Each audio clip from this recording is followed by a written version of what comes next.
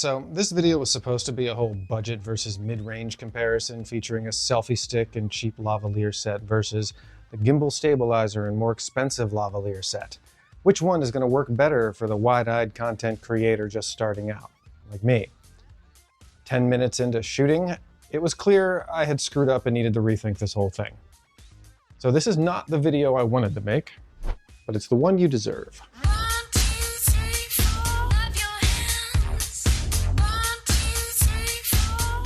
So my plan was originally to compare the quality of shots you can get from these two packages. Smooth movements versus shaky chaos. High-pitched audio versus rich, dulcet tones. Stuff like that. And then you could decide what works best for you and your style of content. But as I was trying to shoot test footage for all this, I quickly discovered that this was not going to be a high-quality versus low-quality comparison. Because with enough practice and understanding of your gear, you can get pretty decent end products with both of these setups. The real difference between these two packages is that one is fast and easy deployment, ready for run and gun, and the other requires a lot of prep time and frankly is a little fragile. So that's what I'm going to go over with you. What goes into actually using these in the field, because the footage you can get only really matters if you can actually capture it. Let's start with the more expensive setup, the Hohem M6 gimbal and NEEWER CM28 lav mic. Last week, I went to the Formula 1 race in Austin, Texas, and took this rig with me for all 3 days. And I can honestly say it worked like a dream, captured great smooth shots and pretty decent audio considering all the background noise like race cars, helicopters, and DJs dropping beats all day, every day. But the problem was setting it up each time. That part's a bit cumbersome. The assembly and balancing of the gimbal, as well as attaching the mic, checking the connections and the audio levels, all of that can take anywhere from 2 to 4 minutes, depending on the circumstances. Just mounting the phone and balancing it on the gimbal means that you need to find a relatively sturdy, level surface to do that on, which at an event like this means the tops of trash cans, a folding chair, or if a vendor lets you use their table.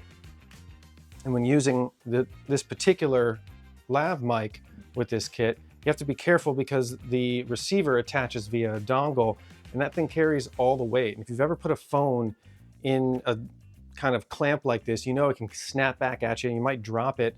That thing will snap off right in the socket. So you do have to be extremely careful. Now, once you're all set up, you can just leave it that way and walk around looking for your next shot. But that means leaving the batteries on and they're draining, or you can turn all 3 or 4 devices off. But then you have to go around, get them all back on, make sure everything's connected again, and start shooting again. It does cut down on your setup time if that's how you do it, but then you have to carry it with you all the time. That might work for your style of shooting. For me, it was a bit cumbersome. The really annoying downside to the setup process was that I'd often spend a few minutes getting all situated, line up the perfect shot, and then this happens. A cop put his golf cart right in my shot. And just as I was about to ask him, could you pull forward a little bit? A band in the tent right next to me, who had not been playing for the last 30 minutes, started a loud song with horns and other instruments. So I had to go wander around looking for another place to shoot. I know it sounds like I'm being negative about this rig, but I'm just trying to convey the realistic expectations you should have when using it in the wild. This was my first time using these together at a very big and busy event. The footage I got was great, but I think I probably got less footage than I wanted to due to the hurdles about setting it up and packing it away and bringing it back out again. If you're going to be executing an even loosely planned shoot with known variables and you have plenty of time to work with this, or you're prepared to walk around with it all set up, this might be perfect for you and you'll get some amazing outcomes from it. Now, for the cheaper setup. I'm actually using both the Selfie-Stick and this little tripod with a cell phone mount on it for the demonstration purposes. I do think the more ideal Selfie-Stick is one of those ones with a tripod built into the handle, but there is an added perk to having both of these, and I'll explain that in a minute. The mics are Kingwell from Amazon. They cost about 25 bucks. They're okay. Mine have a little buzzing sound that only goes away when you crank up the noise reduction all the way to its max level of 3. The setup time for this configuration is usually less than a minute, and the mics, while not the greatest audio quality, connect to the receiver almost instantly, which itself doesn't need to be charged or have a power source. It just plugs directly into the phone and you're ready to go. And that's it. There really isn't much else to say about it. You have to be careful when trying to get steady panning shots because you're doing it all handheld. But overall, if you need to be nimble and shoot quick, this is going to be the setup for you.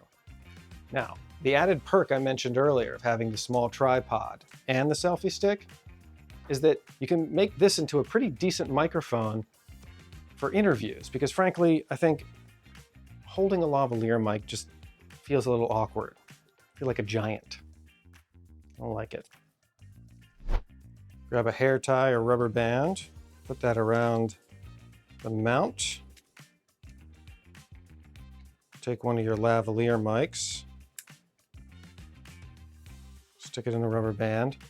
One of these little wind muffs came with my condenser mic for my studio. I don't really use it that often, but it'll work great for this usage. And there you go. Doesn't look perfect, but feels a lot less awkward than this. You can decide.